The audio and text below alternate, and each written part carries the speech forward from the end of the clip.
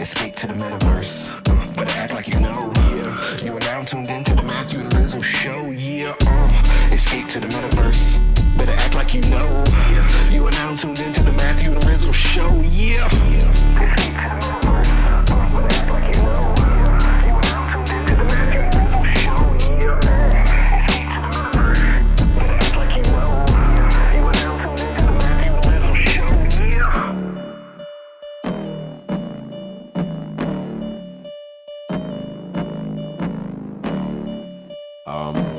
Dude, but I wanted to ask you because I saw you joined Friend Tech over the weekend. Dude, what's the DL? Yeah. Are we recording? Is this like... Oh, yeah, we've been recording, yeah. Okay, cool. What is the deal with Friend Tech, man? That is a good question. I don't know, man. I was just curious. I feel like a lot of these like weird fads that pop up, I like consciously sit on the sideline, and this one I saw like a bunch of people who I know and actually like respect a lot of their work that they've done in this space, checking it out and everything. And I was like, all right, you know what? Like in the spirit of like getting in on something, and maybe it's just one of these things that even if it fizzles out, maybe I get some sort of airdrop or something out of it. But I don't know, man. I'm always interested in like social experiments, and I don't know, to walk it back like a couple steps. I guess for anyone who's not familiar with Friend.tech, it's basically this app where you can buy shares of your friends and like day trade them and everything. And so there's a little bit of like inherently evil social dynamics, you know, potentially to this, but it is different, and I like tinkering with things that are different, and it's galvanized like so much attention and traction and like, you know, people on it that I'm like, you know, I think about some of the ones that I sat out on, like Clubhouse, and I'm like, Clubhouse for me, I'm like, Clubhouse was like an inferior version of like other stuff we've had, and like same with Threads and like a lot of these other ones. But I'm like, and I'm not endorsing this at all. I mean, you know, full disclosure, it really just seems like a Ponzi scheme. But an interesting one nonetheless, that has like an interesting social dynamic to it and everything. So and there's like a little bit of upfront cost to play this like strange Ponzi game. I think it costs like $20 to bridge your ETH over, roughly something like that. So a little bit of like friction getting in the door to this, to tinker around with this. But I don't know. I guess the way I look at it is I'm like, you know, I've dropped $20 on far dumber things than like a somewhat interesting social experiment within this space and everything. So I'm certainly not like throwing a ton of money into it and like buying up all the shares of all the people and like all this stuff. And who knows if that's like really going on. There's like so much bot activity and everything, but I was willing to toss $20 at it just for the sake of getting in the mix with everybody else and seeing how this like interesting thing plays out. I don't know, man. What's your take on it? I read on it from outside. I was just like, fuck this shit. Like another stupid ass Ponzi that pretending to be a social project, which makes me more upset than anything. Like if they were straight up like not leaning into the social aspect, I probably wouldn't be mad. But it just reminds me of BitClout, like V2, but then even like earlier than that, going back to like Try Roll and like Rally, like the social token days. It just seems like a better framework, a better toolkit to create social tokens that folks can buy and sell. And like you don't need to worry about messy supply, like that's sort of taken care of by like supply demand. I'm sure like that sort of mechanic will be useful some future project, but looking at like the hype around this, seeing the same cast of characters that was like involved in like 2021 bull run activities, like VC interest behind it, I'm like, ugh, these people are just doing the same fucking like pump and dump scheme, and then like saying that it's social to try to get more people in there, and ugh. There's nothing social about it, honestly. Like right now, literally the only thing to do is like buy and sell shares of your friends, and the only thing you get in return is like a way to DM them on the app. And I'm like, yeah, dude, this is not like, what's that? Yeah, dude. It's like it's a token gated chat that Yeah, has exactly. shares that get more or less expensive for people to enter. And it's just like there's better ways to do token gated access. There's better ways to do subscriptions, right? No, Then it's preposterously dumb. I am interested in like I've seen some interesting conversations of like things that can be layered over this or this can be layered over, and I'm like in its current state, there's nothing to it. It's literally just a pyramid scheme Ponzi. The last person who buys the Riz bag will probably get screwed, and like that's the way it is across the board. So I'm like it's either going to fizzle out fast or they've got to like add some sort of interesting thing to it. But I'm like particularly bad at it because I'm like pretty easy to get in touch with. So it's like, why would you pay yeah, no, to you're always on. yeah, like why would you pay to have a DM with me when you can just DM me? I don't know. Maybe I'm like more likely to respond to it. I don't think so, or at least not yet. Maybe I'll try to be. If I, to be honest, if I had like a whole lot of like Riz bag holders, I would feel somewhat obligated to be more responsive to them. Right now, it feels really dumb, man, because it's like me and like 15 people who you know and are familiar with and are in the community, and we're all just holding each other's bags and like and doing nothing, man. It's stupid. So I don't know, man. I'm like, honestly, dude, the other thing in the back of my head, I'm like, you know, I've failed so many times at getting these like stupid low effort airdrops just because I've been like, this thing is dumb. And then they drop some fucking coin on people. And I'm like, oh, if I had just tried that dumb thing early, I could have, you know, exited my own little liquidity from this dumb thing. And all I would have had to do was just sign up and like, you know, get involved for a couple weeks or something like that. So I don't know, man. This is like really just me throwing $20 into the wind and hoping it comes back with something. And if nothing else, I'm looking at it as like a lottery ticket type of thing. I there's just nothing else to it right now. Yeah. I just hope too many people don't get wrecked. I know some of like the top accounts on there, their shares are trading at like over 1 ETH, right? So people are like coming in already like $1,000 plus to these things, and if it fizzles out, it's like it's just such a waste. But like I definitely see your point. Like as now like the most popular DApp whatever on base, if there were to be like a future airdrop or whatever, some sort of future incentive, it seems like this would be the place to kind of like farm those future yields in some shape, way, or fashion. But I mean, dude, you say that there's nothing else interesting out there, but it's kind of funny that right around the same time, another project, Zeroone, launched.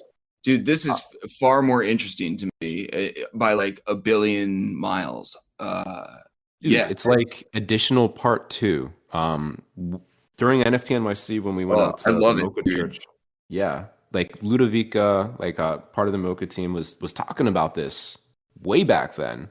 And then I think they just launched last week, and it sort of exploded in the timeline. Have you jumped on that? Yes, I have, man. And it's like to me like this is almost the opposite of like friends.tech in terms of like that. To me, I'm like that is like some degen like lottery ticket that I'm like, you know, I'm guilty of like doing that shit every now and again. So, you know, forgive me. But Zeroone, man, I'm like, this is some fucking great NFT community cultural shit going on that we've seen. I've actually given this a lot of thought, man, because there's so much like NFTs are dead talk going on. And in the meantime, man, people have been breaking Zeroone like ever since inception with the amount of traffic and transactions going on over there.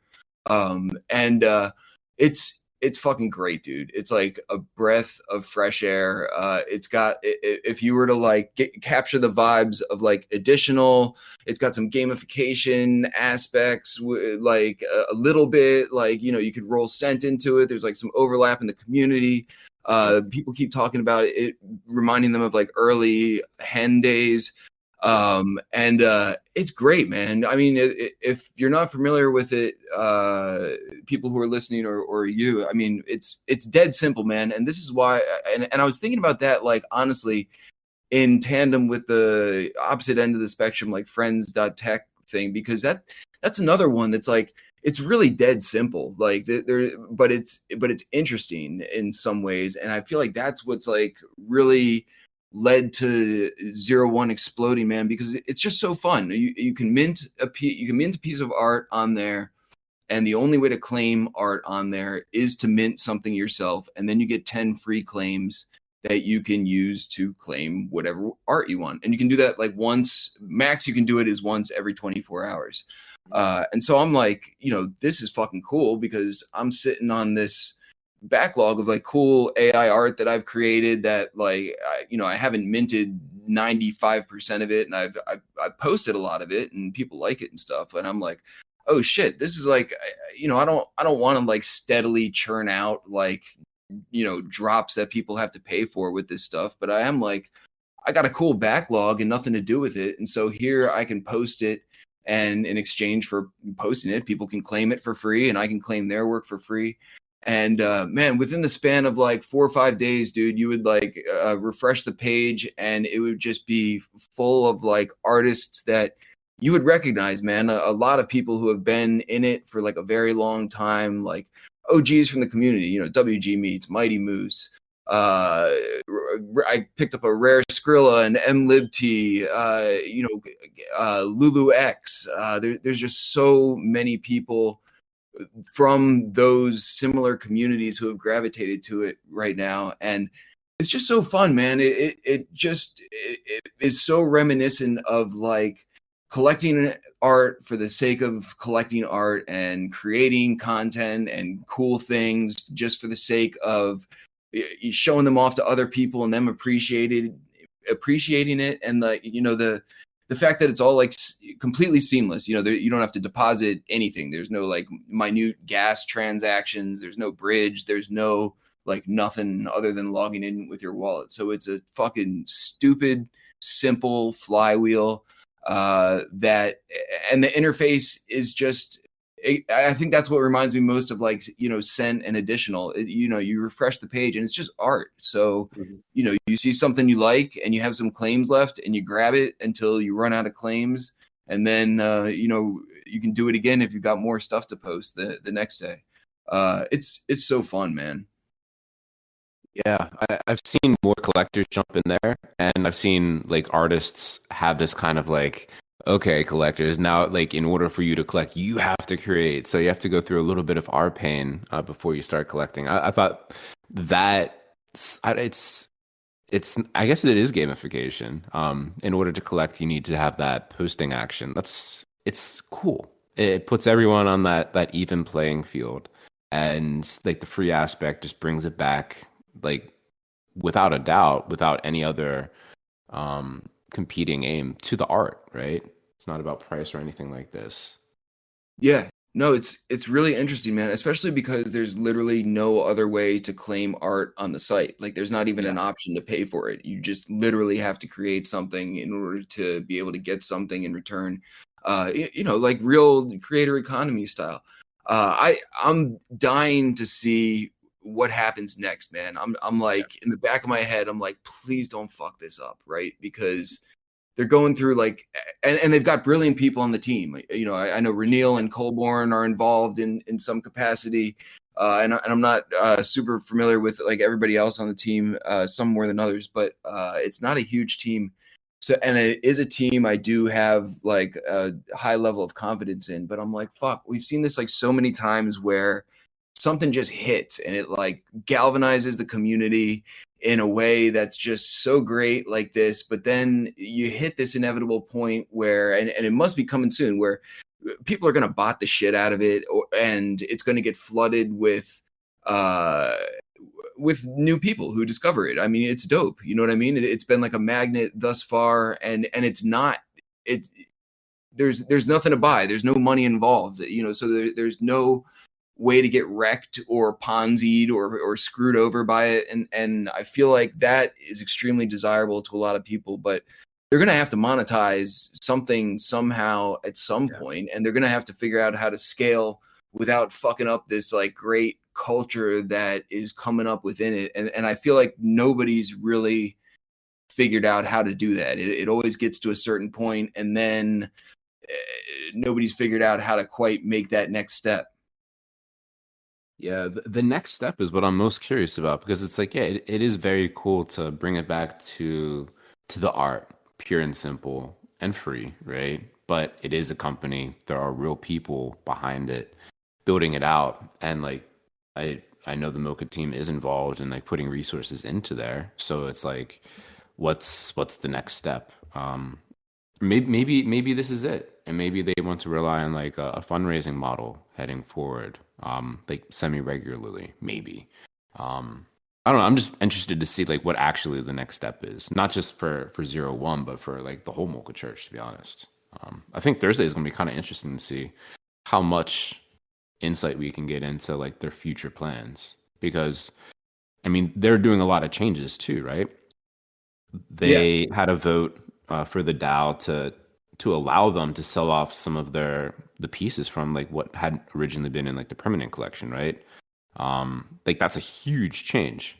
I totally agree with the change. I think like from the very beginning, saying that you're never going to sell anything and just collect everything and spend a lot, I'm like, it doesn't seem like that's going to be viable for the long term. Like we want these things to be long lasting and sustainable, and the ability to sell and earn money that you can put back into the project and reinvest, like that's hugely important. So super curious to see like what those like long-term plans are for Mocha Church as a whole, or Mocha as a whole.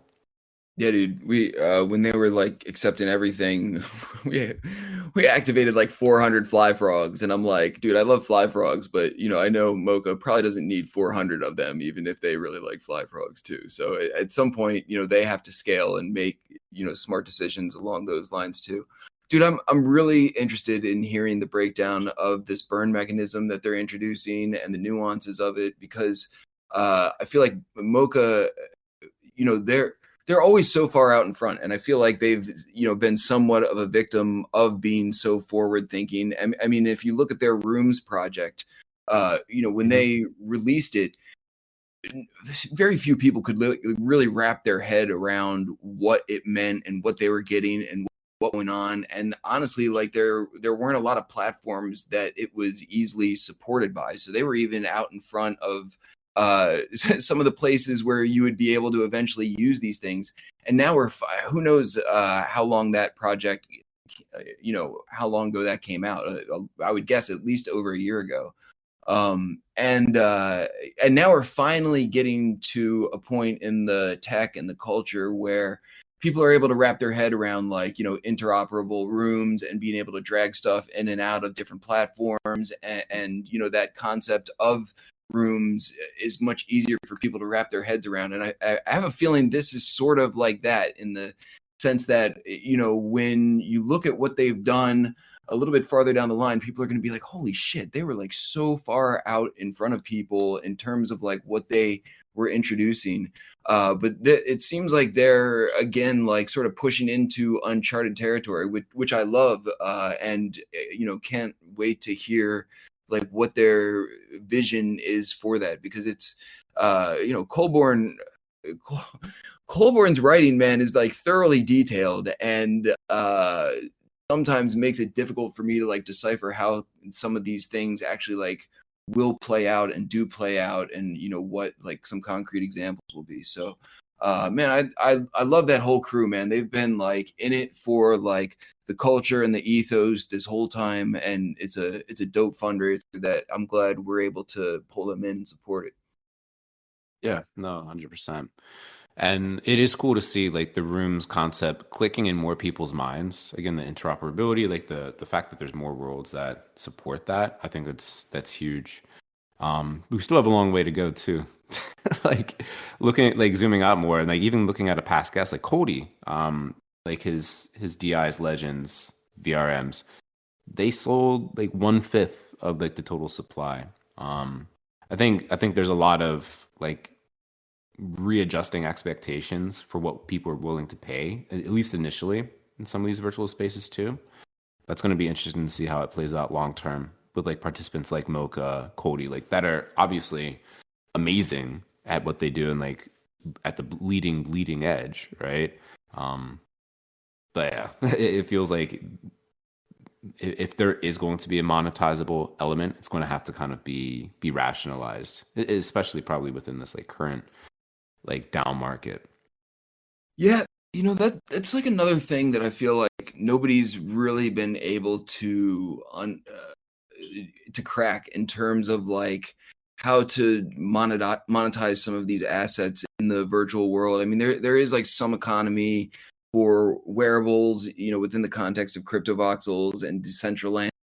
Um, and same thing with avatars, like, across the board. It's not like people don't buy them, but it's not like crypto art or something along these lines where it's got a lot of like mainstream ish traction and a lot of people who are like really interested in it and everything. And I feel like all that is still sort of like a sleeping giant, man. Coldie's like, a well-known artist in the space whose art sells for a significant amount of money. And I feel like there's just not a lot of people doing series of VRM avatar drops to really even like set the bar of what that looks like, what those cost, what people are willing to pay for them, and how many users are actually interested in purchasing them, or if people are like, want to purchase them for the art. It is very bleeding edge, man. I mean, I think that's why it's a cool project and cool that Coldie has taken it on, and there's like certainly a bunch of other people who have as well. But I feel like nobody's really figured out quite how to do it yet. I mean, Vipe sold a lot of avatars, but not as many as they were hoping to either. And we had them on the whip, and I mean, their roadmap is just incredible. You know what I mean? It's like if you're interested in something like this, like they've got like a fistful of like incredible things coming down the line. And their art is dope. It's like really well optimized. If you appreciate what's going on in the space, like you appreciate that. But yeah, where is the bar with all of this, or are we just all so early that it's sort of a sleeping giant? Yeah, I think it's just the early factor, and expectations just need to be aligned accordingly. And focusing on trying to onboard more folks than not is probably the play. So these are all experiments anyway, and everyone's early enough that eventually over time, things that like aren't sold out today or like aren't totally understood today will eventually be understood and will eventually be sold out, and people will be like, oh shit, man, I wish I could have bought one of those DI's Legends avatars. Sort of like X copy back in the day on like Known Origin, right? His edition of 100, his like more limited edition pieces were just fucking chilling there for like months and months, if not like years, before they were finally sold out. And people are like, oh shit, like X Copy is actually like an amazing artist. Oh my God, let me pay 100 ETH for his 100 edition piece. You know what I mean? It takes time. It takes time. But for new entrants coming in, definitely looking at like what is clicking today and then like optimizing around that if the goal is to kind of sell out, to get more pieces into more people's hands, to get more people to experience what you're trying to build. So, I was thinking about this the other day, man, and I'd be interested to hear your take on this. And X Copy's run up was not entirely, but like very much influenced by the bull run in terms of like when it really pushed him into orbit, and he was one of these artists that just gained crazy traction. Already had traction, but like really pushed him into orbit. Especially once like there was some VC investments and influencers who like really started gravitating towards his stuff, and and was thinking about that within the context of like the Web3 metaverse and everything. And I'm like, you see a lot of those the influencers, brands, VCs talking about the metaverse, but in actuality, man, we're like pretty far out there and involved in like and in the know of most of the things going on in the Web3 metaverse, and you really never see any of these people like in the space. You know what I mean? You don't see some of these influencers like showing up to some of these events, or taking a stab at wearables or avatars or any of these things. And I wonder if that has something to do with why it's still like a bit underground. Is it seems like that whole like money culture that flooded into the NFT space, like for all the talk and hype about metaverse, it's like you don't see any of those people. We're there at things like I am like all the time, but you don't see these people like getting involved in anything. It just seems like it's more talk, and I wonder if that's why it's that the whole like monetization aspect is still sort of unrealized. Yeah, I mean, a lot of it has to do with the fact that the builders or investors, they don't dog food their own shit, right? They put the money into it, like they have it at a high level. They know what it is. Maybe they hang out and go to like an event here or there in one particular world that maybe they have that vested interest. But if that's all they're going to do, and if like that's the extent of like the interest in this space, like that's terrible. It's terrible for everyone. It slows down the adoption, right? Because then they're only focused on their own little lane. They're like, this is okay, we're fine, like nothing to see here. Meanwhile, like the house is burning down around them, just because like people aren't coming, because what they're building isn't like that fundamentally interesting. So if people were really serious about it, they would use the products more and jump around and see like what's working, and there'd be a lot more experimentation and cross pollination. But you don't see that. You really don't see it, and that's probably going to be the biggest limiting factor for the growth of this space, at least short term. Because the problem as a user is like, okay, we can do a lot, right? We can help craft and create more experiences. We can do whatever regular events, bring people in there, help kind of show people the light. But there's going to be limitations there as long as like the investors or like teams behind projects don't really float around and see what's working, what's not, and like work together as well. Like we don't want to have like a whole bunch of walled gardens in this space, but that's like effectively what's sort of happening outside of some like baseline interoperability of aligning around like VRM standards and like being able to pull like big GLB fat assets from one world to the other, which is a huge step forward. But like we need real people. That is like the common thread of what's been lacking in this space for years and years.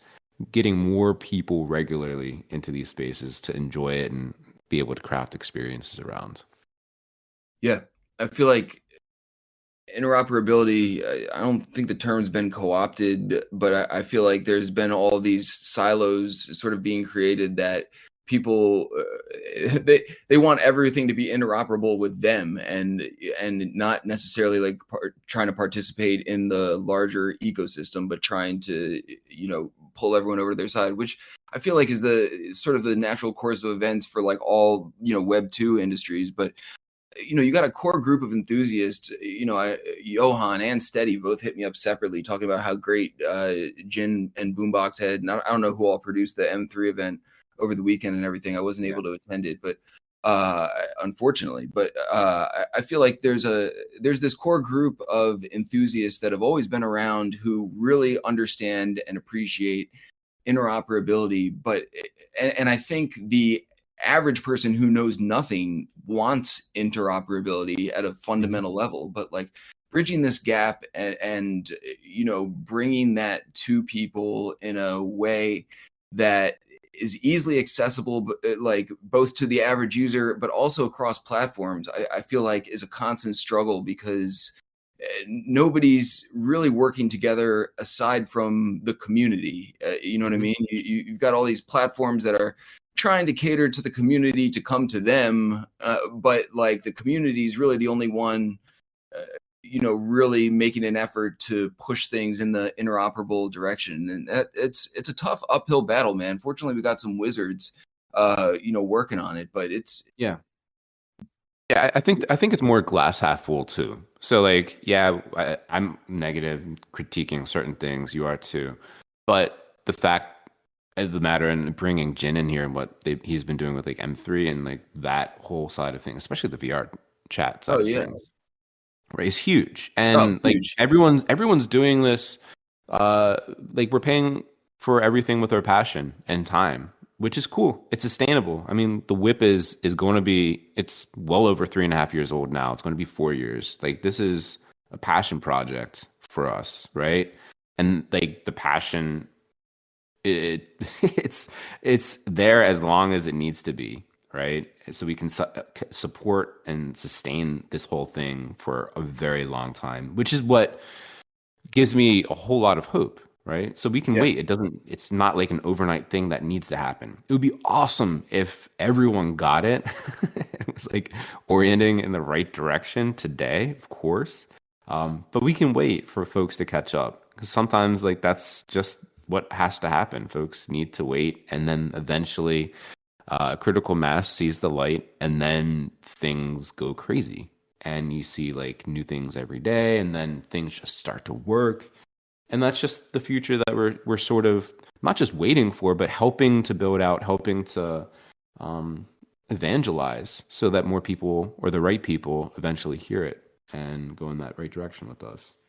No, I really like that take, man, and I agree with it completely. Tremendous strides have been made, right, since like early days, and much to the credit of the community, to the community for pushing it along. Awesome. Very proud, man, of the whip to have been part of this whole story. Like from the very very early days, it's just so cool to have seen the progression of it all.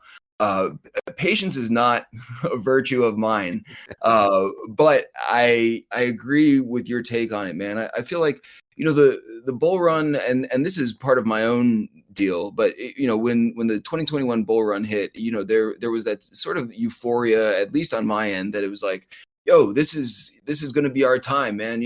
People are going to finally like see what we've been talking about this whole time, and get how cool it is, and that it was just so like not that at all. The spotlight was on like a completely different aspect of like everything that we had been working on for the most part. Mhm. There's some overlap and everything.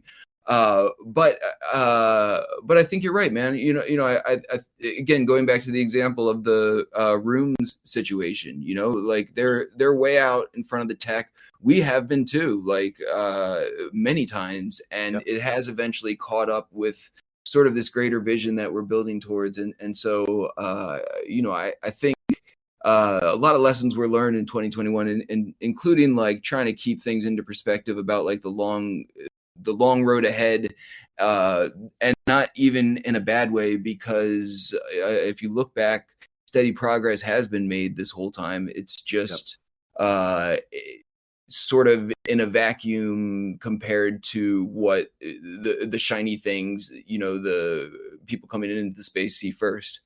Mhm. Yeah, no, I like your point. Strides have been made.